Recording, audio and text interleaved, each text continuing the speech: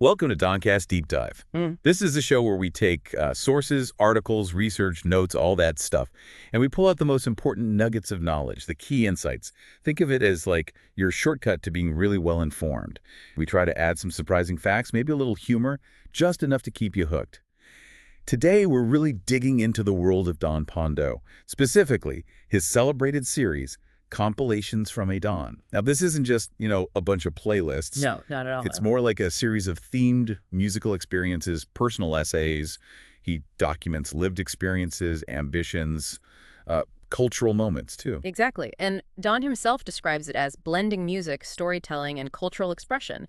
He's really inviting you to experience sound and story through his unique lens. And it is unique. His approach, it's marked by, introspection, community, and this deep appreciation for the art of curation. That's a good way to put it. Curation's key here. So specifically today, we're unpacking Episode 3, A Don's Ambition. Right.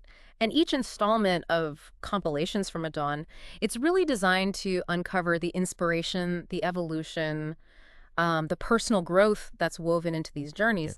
What's fascinating with a Don's ambition is, well, he isn't just putting tracks together. He's kind of curating emotions, milestones almost. Yeah. It feels personal to him, obviously, but it also kind of feels like a template for anyone who's striving for something. Absolutely. When you first listen to a Don's Ambition, what hits you straight away is just how personal it feels. Don even calls it a personal dedication to remind myself what I do it for. It's almost like, a mission statement set to music. Precisely. And that intention, it's clear right from the start, from track 1. The intro, Reminder 2, he said he chose it as a fitting way to kick things off. He felt it perfectly captured his ambition. The album, as he puts it, starts off by setting intentions to make it to the top and then takes you on the rise. And that smooth production he mentioned, it's not just like a throwaway term. It's this sparse, almost meditative beat. It really lets Pretty Ugly's steady flow command your attention. So it highlights the lyrics. Exactly. It's kind of minimalist, and it just amplifies that message of staying focused when you're in the middle of the grind. It's a really immersive opener. And that journey he takes you on, it's quite a blend of influences too, isn't it? Oh, definitely. You hear the hip-hop from the 2000s that shaped his early taste. Yeah.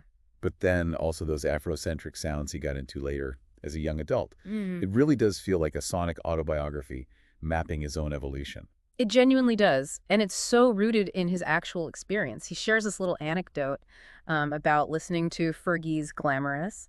It was around his birthday in 2020. Maybe he was working on this compilation or studying. He doesn't quite specify. Right. But what's insightful is how he reflects that a lot of my memories were blurred by the motions. I think a lot of people can relate to that feeling. Totally. How the daily grind just makes time kind of blend together. But the one constant for him, he says, through all that, his ambition. Okay, and this is where it gets really interesting for me. He says his drive may break down from time to time, but it's never stagnant. Yeah, that's powerful. And he has this mantra. Yeah. It's the hustle feeds my muscle that keeps my hustle intact.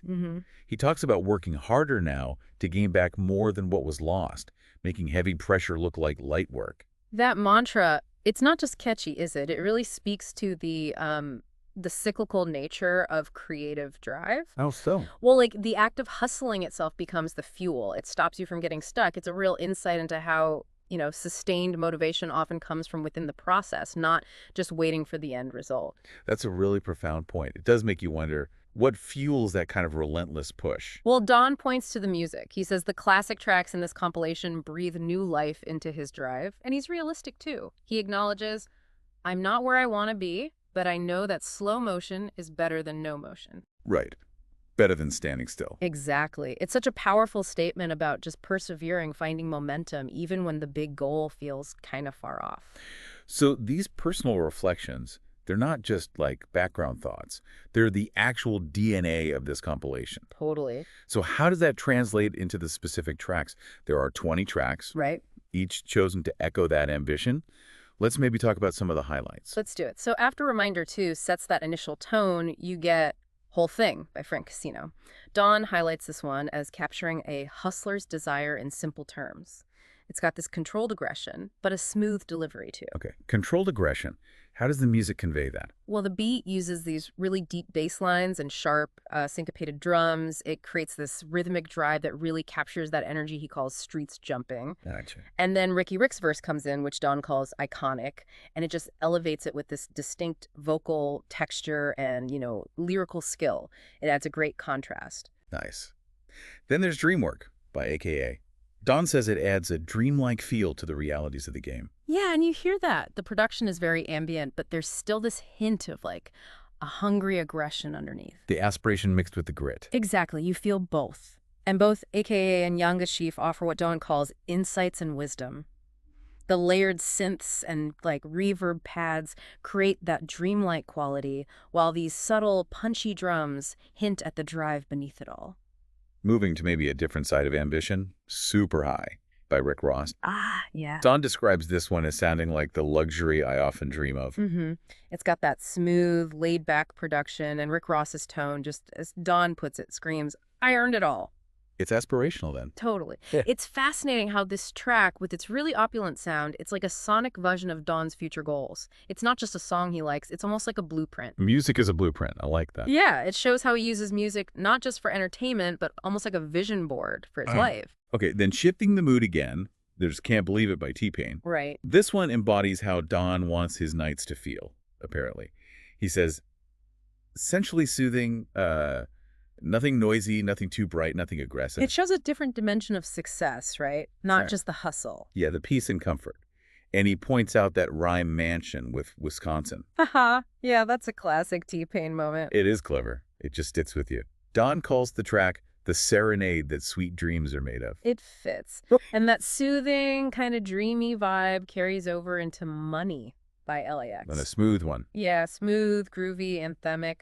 Don mentions the lyrical gems in it. Even if some parts are hard to understand, he says he feels the message. And what's the message he feels? It speaks to those who are still on their way but are seeing daylight between themselves and their darker days. It's like an ode to the journey itself and catching that first glimpse of success. That's beautiful. Okay, finally, let's touch on Yay by Burna Boy. Ah, the ambition anthem. Apparently. Don jokes it's what ambition's ringtone would be when the money calls. I can see that. He mentioned struggling with the dialect initially, but once he got the lyrics, it all made sense. And now it gets him singing along without fail. Yeah, that track just has this undeniable, confident, almost triumphant energy. It's like a declaration, and it connects regardless of, language barriers. It's clear each track really does serve a purpose in building this bigger story of drive and aspiration. Absolutely. And if we step back and look at the whole thing of Don's ambition, it really is this deep meditation on drive, on hustle, and the evolving nature of dreams. It's about honoring the journey. Right, and finding motivation in familiar sounds, but also new ones, and just pushing forward even when the path isn't totally clear. It really highlights how an artist can use these deeply personal choices to create something that feels, universally relatable. So thinking about the listener, what does this all mean for you tuning in?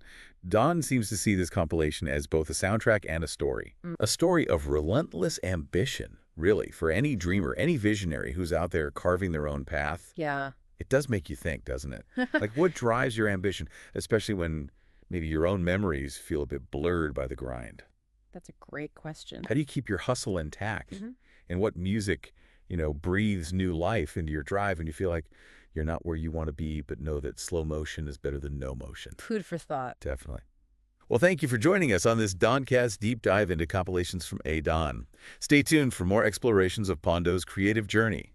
For more stories, playlists, reflections, all that good stuff, visit the Don's domain at donphondeaux.com. And don't forget to check out Compilations from a Don for more of these curated journeys through sound and story. Enjoy loudly, stay sound,